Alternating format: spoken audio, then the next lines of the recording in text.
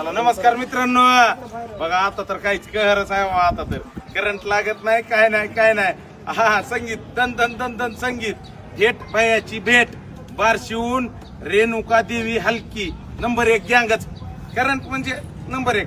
आता त्या कुठून अर्धा द्या कुठून कसं वाजती बघायचं का? नंबर 1च वाजणार. करंटची गरज नाही, माणसात करंट लागते. महाराष्ट्रातल्या माणसात लय करंट आहे. इकडे आणि दाखवा.